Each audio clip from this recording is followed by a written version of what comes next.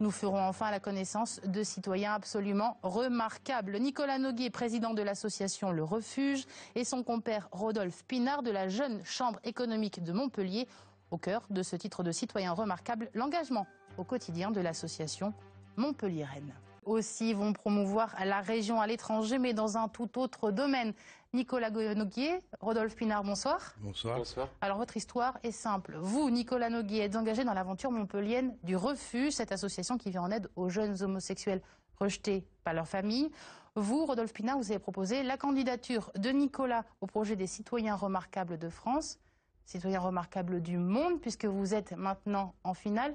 Nicolas, vous êtes content d'être sélectionné? Oui, c'est une grande émotion pour moi, mais aussi pour... J'ai d'abord pensé à tous les jeunes qu'on accompagne, et ça m'a fait revivre 10 ans d'existence du refuge. Et vraiment une grande émotion. Alors, pour ceux qui connaîtraient mal votre action au sein de l'association, je vous propose de regarder un reportage réalisé il y a quelques mois par Karina Lazé et Guy Spica. Ils avaient suivi une jeune femme accueillie chez vous. On regarde et on en reparle juste après. Bonjour.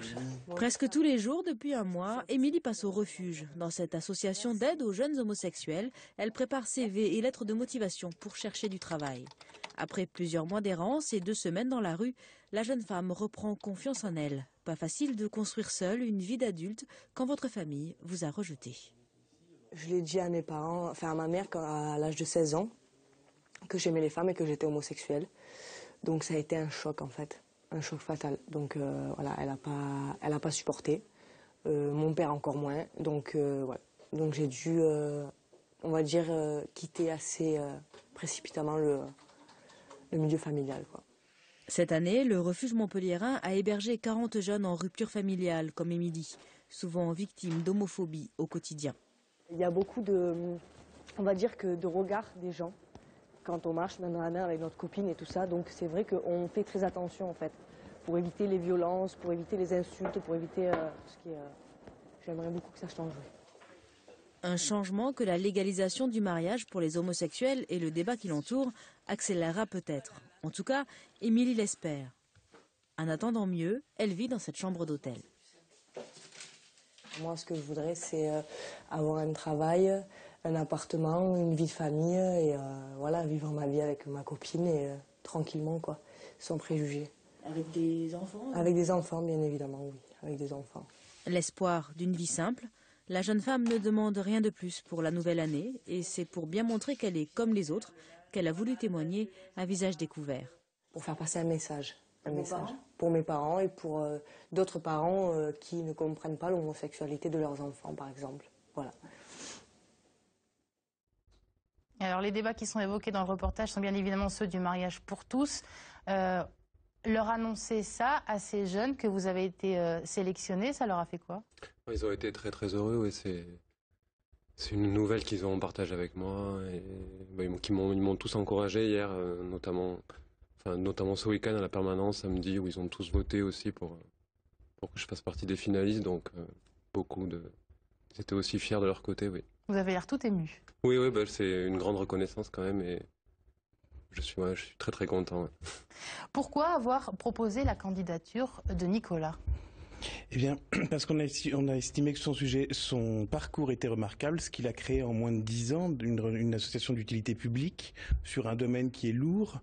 On a trouvé ça un projet fabuleux et j'avoue qu'on est même, j'irais, admiratif de ce travail-là et on voulait le mettre en avant. Est-ce que l'actualité a joué? Non, parce que ce dossier a été monté l'année dernière en 2012, où il a reçu le prix national, qui lui permet de poser sa candidature cette année pour le prix international. Donc on était un petit peu en amont et hors, on va dire, hors sujet brûlant de l'actualité. Est-ce que vous comprenez quand même que ça résonne? C'est hélas normal dans toute évolution de la société. Il y a des actions-réactions. L'essentiel étant de voir à moyen terme. Je pense que Nicolas a déjà fait 10 ans. On espère que ça ne durera pas. Maintenant, on souhaite toujours disparaître, que ce genre d'association disparaisse, mais elle est actuellement d'utilité. Alors vous êtes, entre guillemets, en concurrence avec plein d'autres projets mondiaux. Combien? Alors, il reste 20 lauréats sur 10 domaines. Donc, Nicolas est finaliste avec une autre personne du Togo. Et il faut tout faire pour l'encourager, le soutenir en votant justement pour sa candidature afin qu'il ait ce prix mondial. Hypothèse, vous partez pour Rio. Qu'est-ce que vous allez leur dire à tous ces gens que vous allez rencontrer? Vous allez représenter une idée, un projet auprès de toute la planète. Tout à fait, je vais défendre les valeurs que porte l'association, des valeurs humanistes, des valeurs de lutte contre les discriminations. Je vais essayer de défendre le projet du refuge aussi à l'international, parce qu'on a des jeunes qui ont besoin de notre accompagnement vraiment de partout en France, et ça fera forcément des retombées qui seront forcément bénéfiques pour l'association, et je vais défendre tout ça. D'autant que l'homosexualité est diversement accueillie sur la planète. Comment vous gérez ça? Oui, c'est vrai qu'il y a des pays malheureusement, des pays qui condamnent à mort l'homosexualité.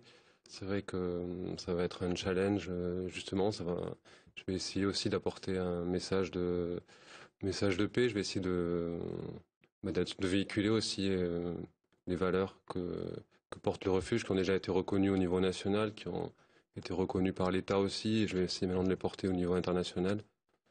Dernière question, assez rapidement, la suite de l'aventure. Il faut cliquer, c'est ça? Il faut cliquer sur le site. Il y a le lien du site sur le refuge, le site du refuge.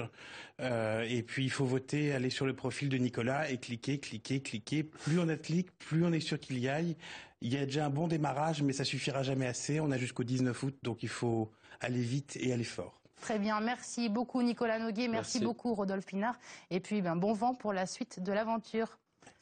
C'est la fin de cette édition. À suivre votre journal des initiatives. Très belle soirée à vous.